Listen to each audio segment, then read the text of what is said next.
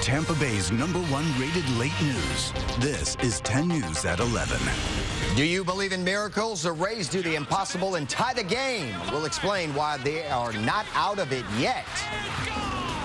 I'm Chase Kane, and I had to pass a drug test to get my job here. Most of you probably had to pass a drug test, too. So the question is, shouldn't our state lawmakers also have to pee in a cup?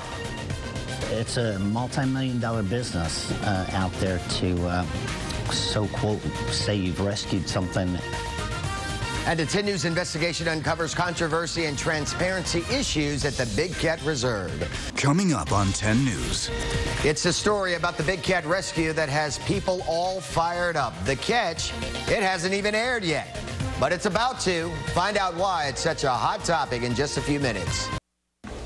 It is a high-profile nonprofit known for rescuing abused and abandoned tigers, lions, and other large cats. However, critics say that Big Cat Rescue built its reputation by doing some of the same things it criticizes others for doing.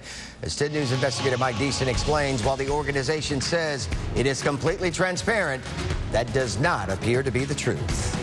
And people love to help animals because, you know, animals is where our heartstrings are. According to Joe Schreibvogel, Big Cat Rescue in Tampa is great at tugging on people's heartstrings. The nonprofit, which is close to a $5 million organization, calls itself the world's largest accredited sanctuary for exotic wildcats. We provide a permanent home for over 100 rescued exotic cats. And animal lovers who hear about the sanctuary are impressed. Last year, it took in more than $1 million in grants and contributions to take care of the cats. Schreibvogel, who owns his own zoo in Oklahoma and is involved in a lawsuit with Big Cat Rescue, has issues with the organization. The people all over the world, you know, they put your trust in being a sanctuary. They put your trust in when you send hard-earned money to them to take care of the cats. Big Cat Rescue says the animals it takes in have been abandoned and neglected, and it's on a mission to save them.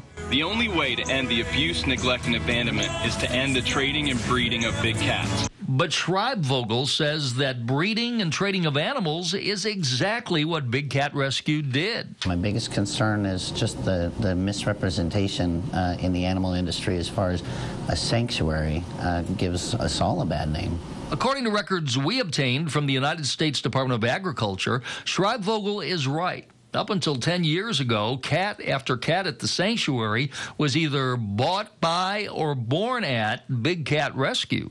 Why would someone buy cats or breed cats and say they're rescuing cats? Well, it's a multi-million-dollar business out there to, quote, say you've rescued something and tug on heartstrings from people all over the world.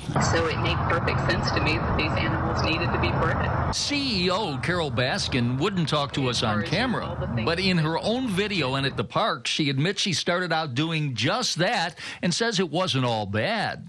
Serves us very well to have been. So many of the things that we're accused of is that we know from the inside out why those people are doing what they're doing. Baskin says she saw the light and hasn't bought or bred an animal in 10 years.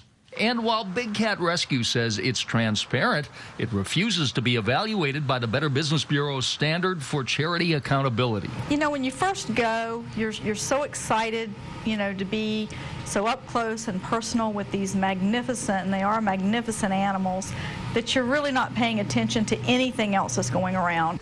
Deborah Sandlin worked as a volunteer at Big Cat Rescue and at first thought that CEO Carol Baskin was committed to rescuing abused cats. She was nothing more than a private owner that found a way to get the public to finance her collection. Big Cat has also had some run-ins with the USDA, which cited the facility in September of 2010 and again in March of 2011 for either having limbs or materials in the fenced area that would make it easy for an animal to climb and jump over the fence. Remember, it has 25,000 visitors a year. In addition, in March, the USDA said the fence wasn't constructed to protect the animals from unauthorized people getting to them.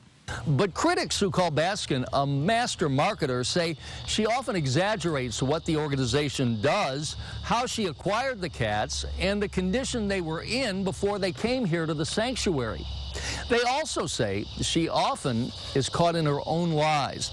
Listen to Baskin describe how a cat named Shere Khan was raised before it came to Big Cat Rescue. He was bottle raised in a loving and nurturing home. But on the website, she says the opposite, adding Shere Khan was very sick for a long time and suffered major problems. I think she believes what she says at this point. I think she does. But as this email shows, even Baskin realized it was hypocritical taking in a cat because a story plays well on TV, but decided it was worthwhile, saying, I realize the national exposure this could give us, and that's what enables us to do more rescues. And while Baskin says her critics are just jealous, it's clear the organization has gone through major growing pains and brings in huge donations from those who believe what Baskin says and don't believe her critics. Mike Deason, 10 News. Two footnotes. One of the biggest critics of Big Cat Rescue, Joe Scheibvogel, was fined $25,000 several years ago. He admits he didn't know what he was doing when he started out. And Carol Baskin's millionaire first husband mysteriously disappeared several years ago, 2 months after filing a domestic violence injunction against her. And Mike says his children from a previous marriage and former secretary have been quoted in national publications, including People, as saying that they believe Carol fed him to a tiger.